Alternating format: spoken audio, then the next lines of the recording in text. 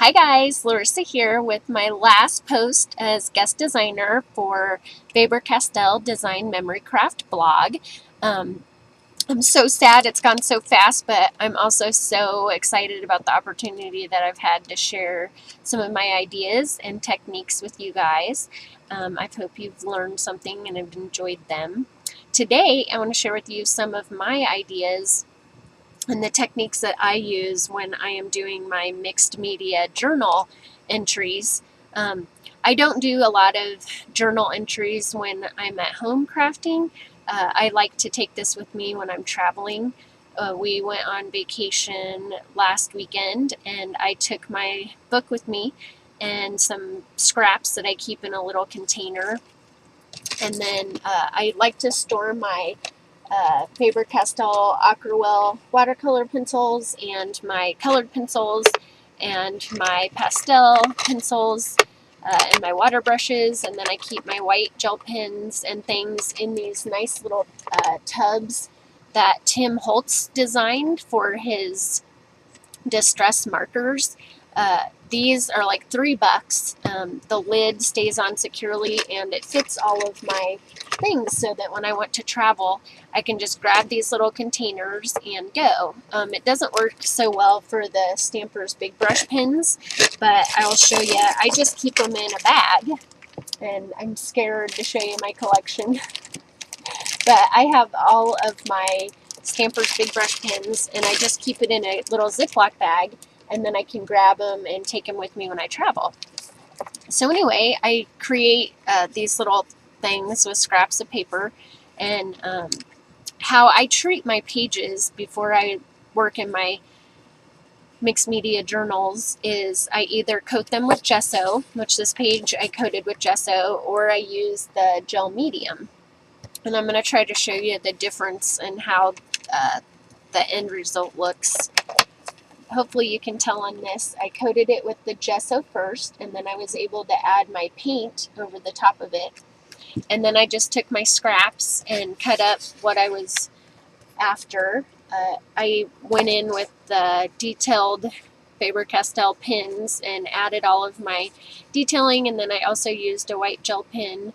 But then once I was done, I went back in with gesso and splattered the page for some more texture and interest. In order to get my shading around all of my images, I like to take my big Stampers brush pens and go in and outline all of my images, and then I rub my finger over the top of it. And when you coat your images, when you put them down with the gel medium, if you make a mistake or if you don't like what you've done, you can use water with a little paper towel and just come back in and rub it right off, and you can see on the paper towel hopefully that it washes, it comes right off. So that's the nice thing about using gel medium over the top of any of your entries or things that you've done. If you do make a mistake, you can go back and correct it. And then once you're all done, you seal everything again with a coated gel medium. So anyway, this is a page I created on my trip, and then here's a couple more fun little entries. I thought it would be fun to do a cake stand and to do a pumpkin cake. And then over here, we were sitting and drinking breakfast out on the patio, and I thought it'd be fun to do a little mug. And then I did some abstract flowers, and the same thing. I coated my page with gesso.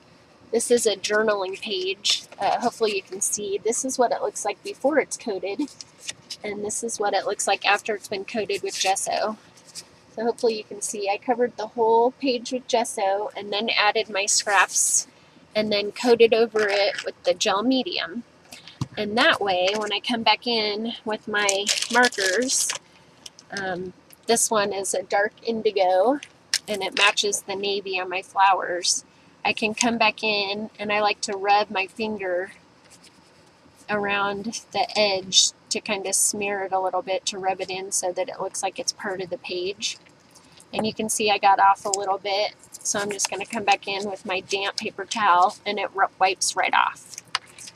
So anyway, I'm going to go all the way around and coat my images here. And if I get too much and don't like the color, like I said, you can come right in and wipe it right off. And that's the cool thing about doing this, the gel medium over the top of anything that you've laid down, is that if you don't like it, you can go back in and remove some of it.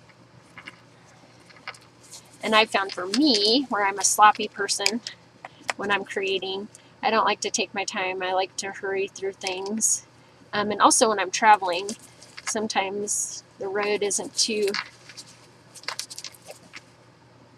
conducive to what you're doing, the bumpy or slamming on brakes or any of those types of things. But as you can see, just adding this little bit of detail to the petals of my flower are really making it jump off the page. So you can tell the detail from doing the pin on this half over here compared to not doing the pin on this half. It really makes the flower jump off the page and come to life. So I really like using my Faber-Castell markers, big stamp brush markers, for adding detail, and they have almost every color to go with whatever it is that you may be creating. And if not, even some of the other colors blend really well to be what you want it to be. So for my next one, I want to share with you this fun little tag, the little girl image tag.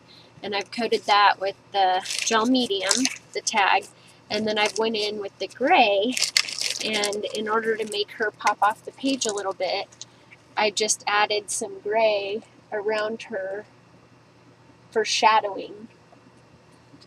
And then I've shadowed her outfit and everything as well. So anyway, I hope this gives you guys some ideas on ways that you can create in your journals with your gesso, gel medium, and then using your Stamper's big brush pen to come in and do shading. It really makes the images come to life, and I really enjoy using them and taking them with me when I'm traveling so that I can create on my journey. Thanks so much for watching. Thanks so much for having me as a guest designer, and I hope you'll check out the Design Memory Craft blog for more ideas and inspiration. Thanks so much for watching, guys, and have a fabulous, fabulous day.